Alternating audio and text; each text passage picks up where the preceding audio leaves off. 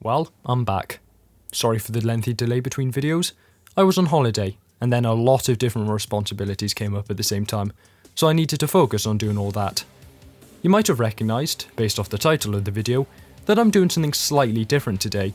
Right before my holiday, SRB2 v2.2.11 came out, which offered some great new features like vanilla uncapped frame rates.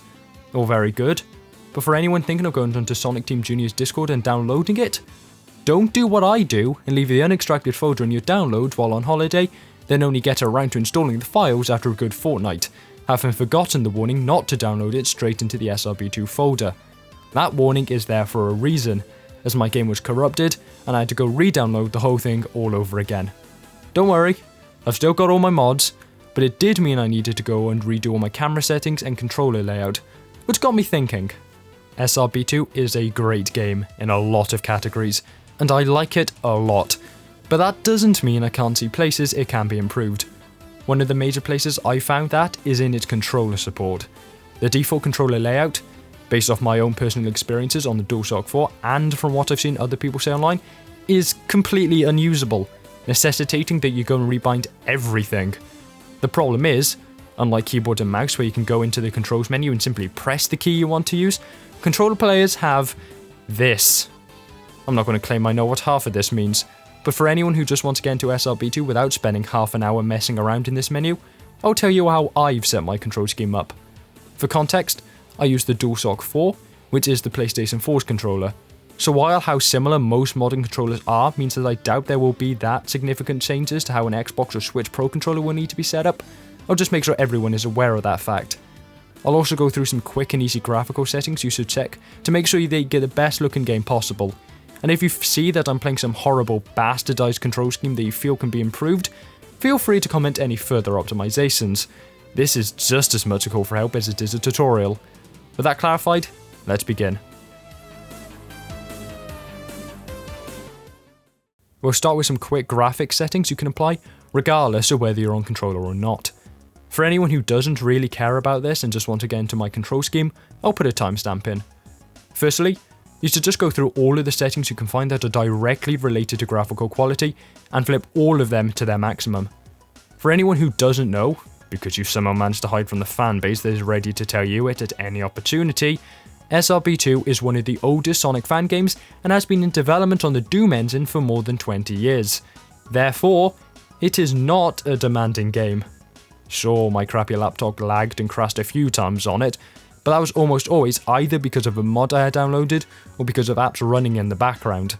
So, everything to do with render distances and the like, set all of them to max, and if it does slow down to a degree you find distracting, you can always change it back later without needing to reboot anything. Just remember that when you change the resolution that you double click enter, or else the game will reset to the default resolution the next time it's booted up. Also, while I don't personally use them, SRB2 offers Saturn-style models for the base roster. It's a matter of preference whether you use them or not, but if you do want to try, you'll find them in Options, Video Options, OpenGL Options. For your camera, I don't feel like you really need to mess around with the camera's distance and rotation speed, or anything else like that. The game's perfectly fine without touching this. I've seen just as many speedrunners with zoomed-in cameras as I have seen massively blown-out ones. The only two things you really want to check here are downhill adjustment, which is on by default, as well as camera flip with gravity. Downhill adjustment just means your camera will move slightly without you touching it while you're moving down slopes, which is pretty much necessary in third person where you're unlikely to be mapping vertical camera movement. It's also so minor that it barely affects the game anyway. Camera flip with gravity is genuinely game changing though, because it makes certain sections of Egg Rock and Black Core, the two hardest zones in the game, infinitely easier. Essentially, all that changes is you now get your camera flipped whenever the gravity is changed, so you'll always control as if you were attached to the floor and not the ceiling. Black Core Act 1 is rough without this, and while it does somewhat dampen the unique gimmick of the stage, I'd take it over struggling with inverted gravity any day of the week. Now for the actual meat and potatoes of the video, setting up a comprehensible control layout. SRB2's default controller layout is so completely whack that I genuinely could not tell you what controller it's built for. Considering some of the terminology used, I have to assume it'd be for some weird Atari joystick, but I couldn't say for sure. And while keyboard players get a simple, comprehensive rebinding menu that allows you to input any key you want for any command you want, controller players get this. X-axis, Y-axis, what I have to assume is either a U or a V-axis, minus versions of all of these, Z rudders, the list goes on. I'm just going to list off what I've set up and what I find comfortable, but just remember that you probably want to go into the keyboard rebind menu and unbind buttons like jump or spin, because I've found that they can sometimes automatically set up buttons for you on the gamepad and cause you to perform inputs when you wouldn't want to, especially when you start getting into custom buttons. After you've done that, you're also going to want to look at what playstyle you'll use, as these can input how your camera operates as well as how you move. Simple is designed for controller players, as it controls your camera automatically, trying to stay behind the player at all times. This makes it easier to perform certain moves, as it means you don't need to worry about operating your camera or the possibility of an ability travelling in an unintended direction, but I personally opt to go for the more advanced control scheme. I find that Simple's auto camera can be frustrating, especially with it bouncing around a lot to keep up with you, and I therefore use manual, the control scheme designed for keyboard play. All it really does is make it so you have to aim the camera yourself, and it slightly changes where the camera is located to accommodate for that, but I find that more intuitive to use.